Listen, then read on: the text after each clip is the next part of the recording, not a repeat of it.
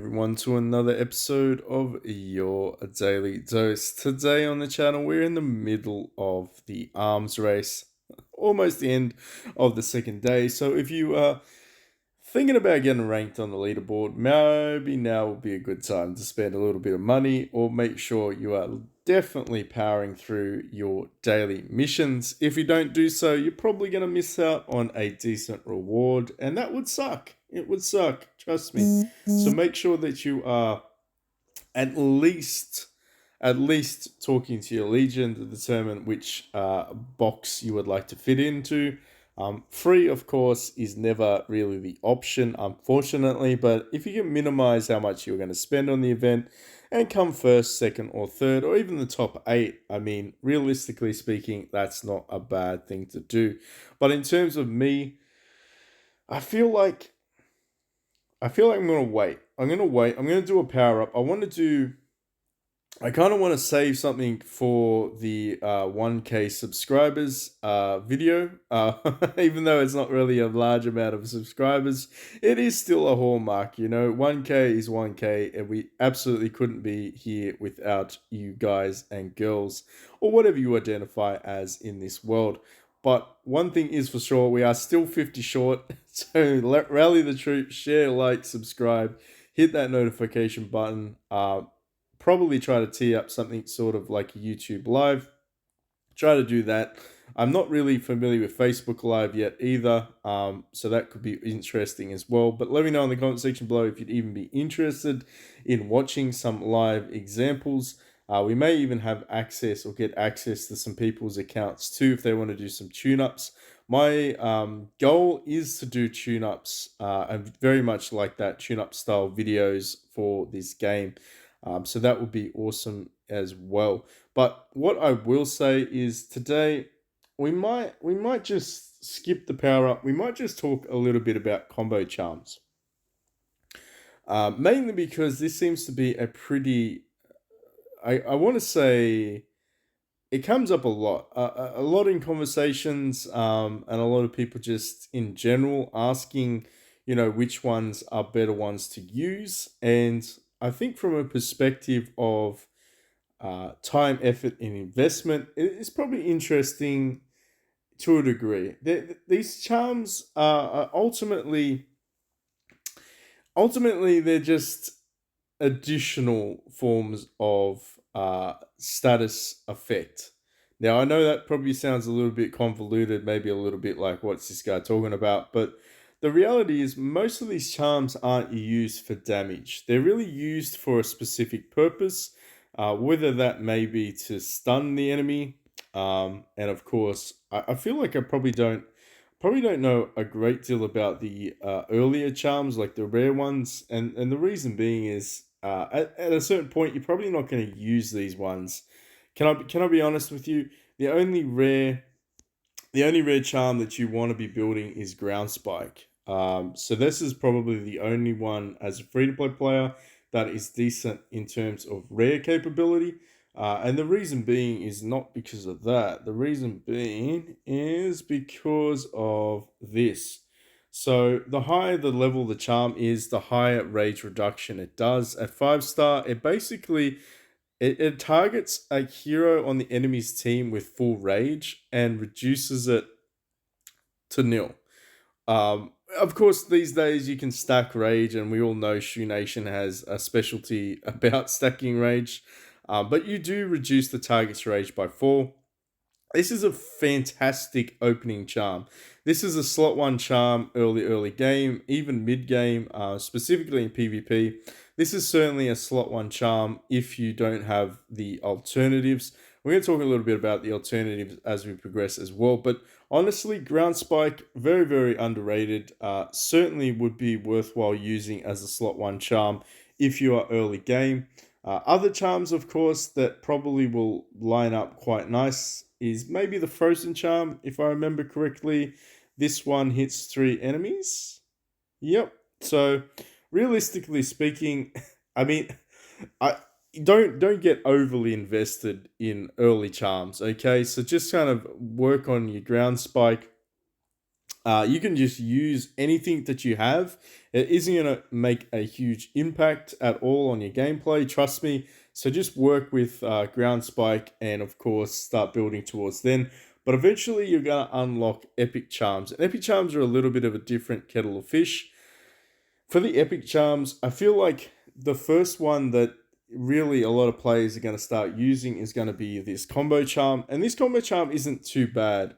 If you're thinking about starring it up, it's not a bad investment. The reason being is because it gives you a damage buff, I believe, at higher ranks. I think it's 25%, is it? Increase damage bonus of your heroes with more than 50% HP by 25% for 2 rounds. So essentially, this is a damage buff charm. So a lot of players are probably thinking that that is a good choice, and absolutely, particularly in PvE situations, not really PvP. PvP, you kind of want control abilities, but for player versus environment, definitely the sword spear, the sword spear, the sword spear combo charm is certainly something that is worthwhile investing in. I would say that that's probably the first one that most players are going to get. The next one would probably hands down be the most useful charm in the game outside of the legendaries, and of course the rare one being ground spike, which is going to be Savior's charm. And a lot of players will still use this because, not because of that, where's my info? Because at higher ranks, and honestly, this is the first one I would rush out of all the epics up to 5 star. It's going to give you the most benefit because it has a chance to remove all debuffs from your heroes. And it also heals. Okay? All debuffs. It's huge. It's an 80% chance at 5 star, which is almost a guarantee, bar some really bad RNG. But this charm here is going to save you in a lot of situations. That means you're going to have burn debuffs removed, status debuffs, crit reduction, damage reduction, damage debuffs. All of that stuff is going to be removed, and it has an 80% chance to do so. Um, so this one here is probably the best investment in terms of epic charms. But if you're thinking more from an offensive perspective, a lot of players use the Lunar Charm. Just be aware though, to activate some of these ones, you're going to require legendary.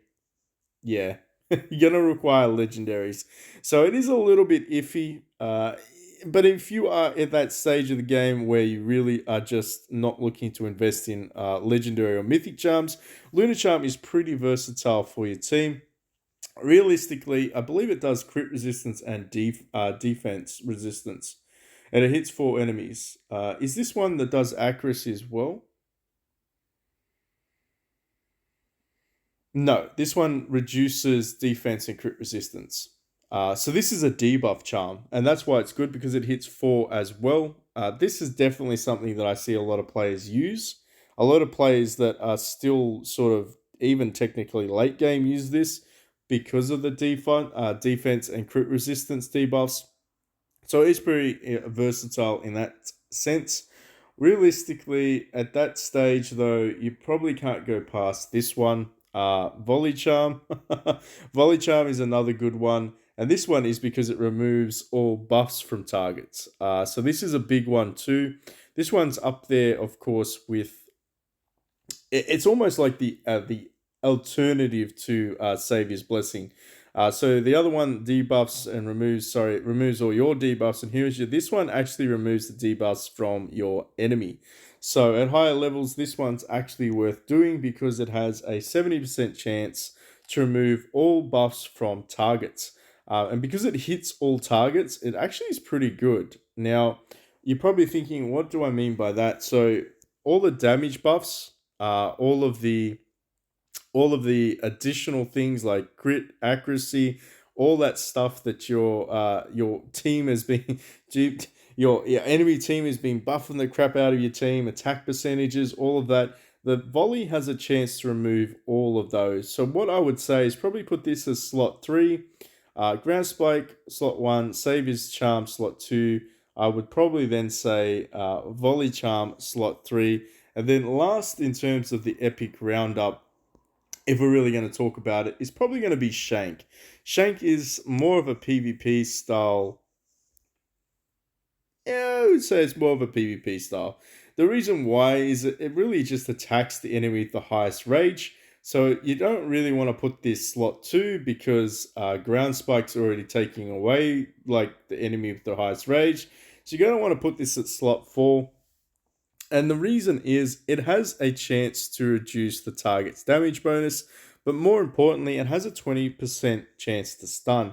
Now, I don't know if that increases. I feel like it's not that high. Even at 5 star, it's a 30% chance to stun the target, but it does reduce the target's damage bonus by 25% for 2 rounds. It's actually pretty decent.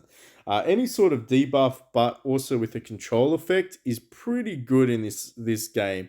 Now, stun is only really for a couple of rounds, or if 1 round, to be honest. Stun only really lasts 1 round.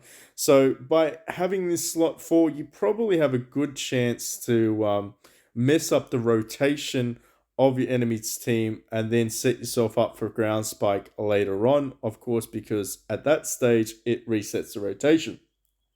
So my advice is if you can manage to get these combo charms, you know, Sword Spear is decent, combo Shank is decent.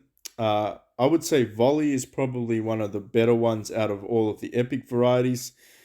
In terms of other versatility, though, Ground Spike is still preferred as the rare one. A lot of players will still use that, even as they progress through to the mid game.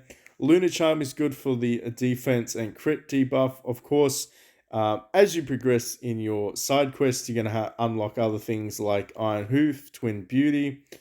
This one here, I think, is probably one of the ones that a lot of players like to use because it has a rage reduction and it has an accuracy reduction. So it's actually pretty powerful, even from an epic charm variety. But the thing is, it's 60%. It's 60%. It does reduce the target's accuracy for 35% for 2 rounds. It isn't a terrible one. It is pretty powerful. Um, Again, though, it attacks the back row, and you do need to have a legendary. You do need to have a legendary avatar. Oh, should I say hero to unlock it? So there are some pros and cons with those ones, but early game, I'd say Volley is up there. Definitely, as I said, Sword Spear Shank is another great one. You could potentially use this one, which is an AoE ability. And I think it just reduces crit and evasion, so it's a debuff as well. Just be mindful though that any AoE charm doesn't do a lot of damage. AoE charms are pretty much just there to mess with the enemy team. Anything that hits 3 generally has some form of control or a damage debuff with it. And of course, the ones that hit, multiple targets at the back row generally have a status effect. We can have a look at combo charm slash. I feel like this one should inflict some form of damage reduction. Yeah. So this one's damage reduction, does additional damage. Let's have a look to see what it actually does though. And we're going to talk a little bit. Okay, that was volley. And that was volley again. No, there we go. I think this one hits 3 if I'm not mistaken. Yep, very much the same as Shank. Uh, Look, at the end of the day, most players, even in the free to play, as well, bracket, they're going to be doing this journey. This journey is probably going to line them up with their corresponding nation. So, if you built a nation around, for argument's sake, Warlord, well, you eventually have charms that line up with Warlord. And of course, you can go ahead and use some of those as well. Aspiration is around Shu, and these are Generation 2 heroes, by the way. They're interesting, but would I overly invest in them? Probably not. Probably not. I think you can stick to the main ones that we talked about, but as you develop your own understanding of the game, you'll find that things work well within your nation. And charms are really, as I said, they're only really there for additional support. They're there for a purpose. And most of the time, I'd say 100% of the time, it's not to deal damage. It's really not. It's to either debuff the enemy or buff your team or cause a control effect. Damage is just sort of like a additional side note.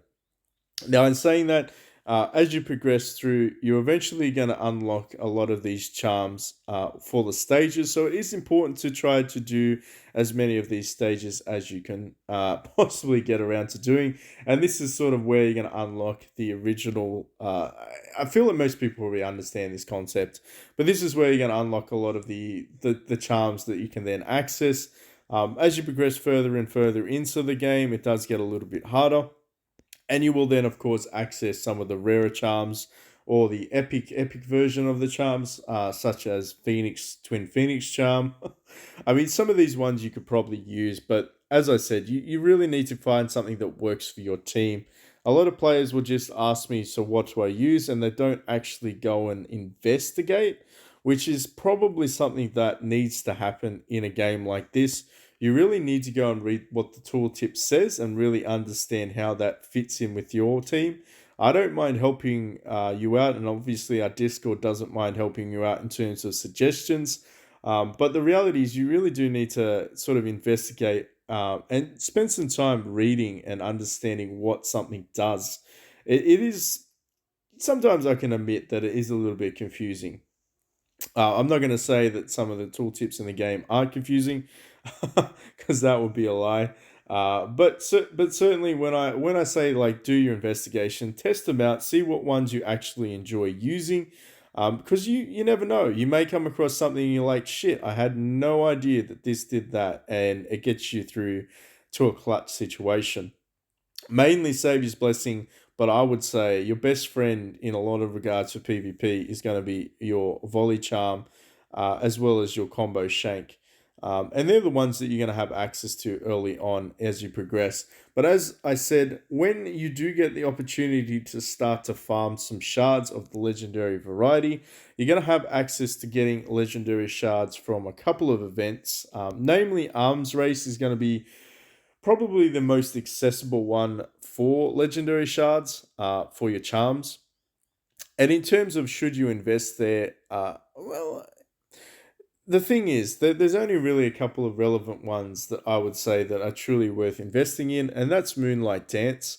So if this assists you in terms of making that next step, that I guess that progressive leap in terms of accessing your legendary shards, I would say that if you do spend a little bit of money and you have been saving a little bit, it's not a terrible investment to grab Moonlight Dance. That one is certainly going to help you out more than any of the other legendary shards. Of course, it is very much dependent on the nature of your team. I've, of course, built a couple of these ones. You'll need to go through in terms of looking at what helps you and what doesn't help you. Again, investigating is key. Just be mindful, though, some of them will require you to have multiple Generation 5 heroes. Some of them will require, yeah, like, I mean, I don't even have Shao Shao. So, yeah, just be aware. Just be aware that they are quite expensive. I mean, they all play a part. If you're going to think of it from the top two legendary charms, in my opinion, it's going to be Demon's Roar and it's going to be obviously Moonlight Dance. Just be aware that, you know, the Mythic Age is a bit of a problem for charms that control, like Silence. The reason being is because Mythic heroes have a hatred gauge. So even if you silence them, I mean, the reality is they're still going to be able to attack you with their hatred gauge. And eventually they're going to break their silence and have full rage meters that are pretty much stacked up. So just be aware that it is still very effective as it currently stands within the game to have Moonlight Dance. And certainly it's something that a lot of players will still be using because we're going to get a lot of additional shards of it later on. But buying the base form for this is probably going to be your best investment in terms of legendary. I would say legendary, this would be your number one pick. As for the mythic shards, honestly, when I saw these ones when I started up playing, I thought to myself, they seem okay. They seem average. You don't really have too many choices either. It's just one or the other. And obviously, you need to build the corresponding mythic hero to activate it, which is a big thing too if you're thinking of investing. But realistically speaking, these ones are just, I don't know, they're a bit fluffy. They're a bit fluffy. PB said it. To be fair, I mean they do attack and debuff. They do damage increase, of course, damage debuff as well. I mean, realistically, they're just there for show. In my opinion, they're there for show. I'm using it for the attack buffs, of course. I mean, look, attack buffs are attack buffs. Like I said, they don't do too much damage. This one, though, is a little bit more interesting. I would say it's a little bit better in terms of versatility. Cleansing Wind Charm has a chance to dispel buffs from the target. Just be mindful though, it only hits 3 targets. And Volley at 5 star has a high percent chance to dispel buffs from all targets. So I mean, from an investment perspective, you're only really getting these ones for the additional attack percentage, and of course, you're going to get much higher battle power by using Mythic charms as well. The future of the game is Mythic, which kind of leads us into the Generation 2. If you're at this point of the game, well, again, you're kind of stuck between either going with I think it's a Shu Wei combination and a Warlord Wu combination. Pretty sure that's what the game is just pigeonholed us all into, which is fine. This one is actually not too bad. I think Denial added something in the Discord about this one. At higher levels, it does something additional. What else do you do? At higher levels, I think you do a. Is it a damage debuff? Increase all allies' damage by 30%. That's pretty good. That's decent. So you actually do unremovable burn, which is always nice. Additional combo damage and a 30% damage buff for 2 rounds to all of your allies. I mean, honestly, that's enough for me to want to build that. I actually missed the. I mean, I hate the wall of text. I honestly hate the wall of text in this fucking game. I said it. I swore. I don't apologize. It's true because I'm the one who has to read it and interpret what this is going on before I mislead the rest of the community. But in terms of this, yeah, okay, 50% damage increase for 2 rounds. I mean, it's tempting me. Don't get me wrong. Like I'm definitely tempted to splurge a little bit and buy this Mythic Charm and test it out. It was always my goal at some point. Now it's going to be very expensive. Let me just say this: the only way to get the Mythic Charms at the moment is through Arms Race, and it is awfully expensive to do so. So before you overinvest, just be aware that you are going to have to spend around 260. I think it's 260, right? 260? Yeah, I think it's 260 gold merit badges in order to get the charms shards, which means unless you've built another mythic hero, which I haven't, I mean, you really be tossing up whether or not you should be buying and building at this stage of the game. If you do have any questions about that, hit us up in the comment section below, Facebook or Discord. Because I have been asked this a couple of times as well. It really is based on the individual progress because arms race generally is for your wing set. So unless you can guarantee a decent influx of the wing shards, it's probably not wise to waste your boxes on charms. That's my opinion, though. That's just my opinion. I feel like there's a certain point where you can say that's fine, but you probably wouldn't want to do it under solar flare. Let's be honest. You probably want to be pushing your wings as high as you possibly can because the reality is your wings are going to give you a overall statistic boost. So this is a permanent boost, whereas charms are generally, obviously battle based, where you get the boosts. Whereas this one's forever, and as you can probably tell, when you can have enough statistics to boost up a couple more levels, you do generally get like 10% additional damage, 10% additional damage reduction as well. So it is certainly something that a lot of players are catching on to. A lot of players are catching on to wanting to be able to do a lot of these cool upgrades for their wings. And it does take a little bit of discipline and a little bit of time, particularly if you aren't a big spender in this game.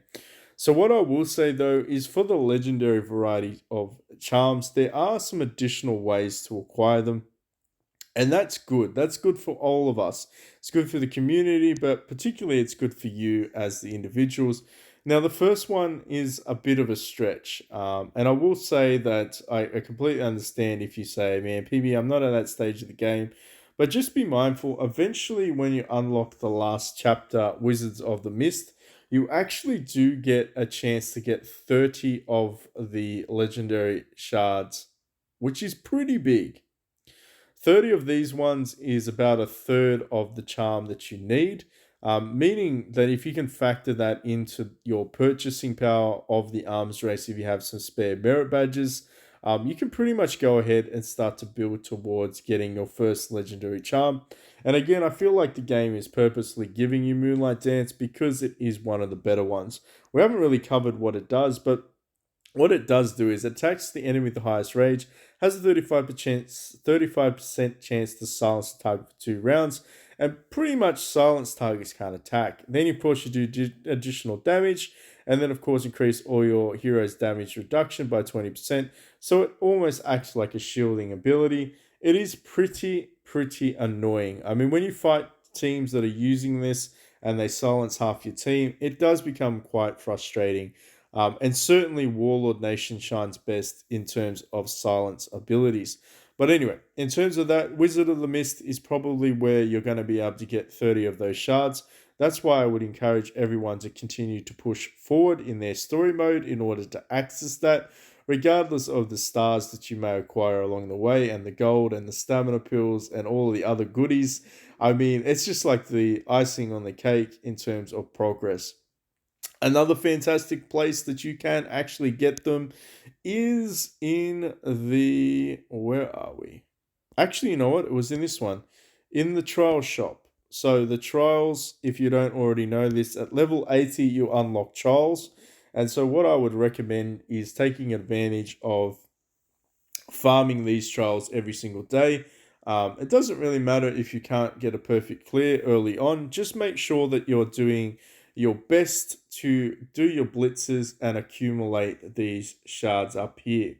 Now, of course, the higher you go, the more shards you can get per blitz. And, as an example, the highest one there was 750, and now the highest one here is 1,000. And of course, it keeps going and keeps going and keeps going. So it does help you to push a little bit further, but I understand it is pretty difficult, even at, I believe, 10 billion. 10 to 15 billion, it still struggled to clear most of these in the very beginning. I still struggled with it. So realistically speaking, you just want to be in here collecting your crystals every single day. And the reason you want to be collecting your crystals and pushing as hard as you can is, and again, this is like a progress thing. Obviously, we can all say that it sucks because of the levels. But eventually, eventually you'll be able to unlock these shards. And I mean, look, 2 a day doesn't seem like much, but at the end of a month, that's 60. So again, you do need to progress, though. I'm not going to lie. So you do need to start progressing with your trials, and even if it's just to get a 1 star clear, the more you can clear, the higher you can push, the more stars you can unlock. Then eventually you'll be able to buy these shard chests. And of course, this is certainly not something that we're talking about in the early game or mid game even. This is for more players that are around level 80 pushing into level 100. And you should all probably be working towards your 10 billion battle power by that stage if you haven't already reached it by then. Anyway, that's kind of an indicator. I mean, battle power is oftentimes inflated, but I will say this about the game: if you are starting out now, you're going to have you're going to have an easier time getting higher battle powers than when we started out in way back, like, I don't know, 10 months ago. The reason being is because you got mythics, you got mythic beasts, you got better wings, you've got way more free stuff than ever we did. And even though a lot of people scream and say it's not enough, trust me, it's better than it's more than you think it is. Trust me when I say that it's much more than you think it is. So hopefully that's helped some people in terms of what direction to pick. Um, I'll just reiterate myself before we end the video, but basically, when you're starting out, the combo charm you want to do is ground spike. After that, you want to focus on your volley charms when you have that accessible. Obviously, you're probably going to get the sword spear first, so go with sword spear. Eventually, as you progress with your side quests, you'll unlock Savior's Charm, which is another great one to do. Volley, Savior's Charm, Shank, and Sword Spear. Of course, Ground Spike is there as well. If anyone's curious about where to get some of the other resources, though, early game you can grab some great additional resources from the Behemoth shop. So it's another reason for you to do your daily smashes. But basically, in here, you're going to be able to grab your ground spikes every single day as well. And of course, some universal shards to level that up. And eventually some epic charms shards as well. So that you can level up your Savior's Blessing, followed by your volley. And then, of course, shank and sword spear. But if you have any questions at all, let us know in the comment section down below. Hopefully you found this semi-entertaining / informative. I really don't feel like there's too much else to cover at the moment. But if you do have, like I said, any questions, hit us up and we will try to answer that. And of course, we are very, very close to 1K. Very excited about that. And we'll catch you in the next one.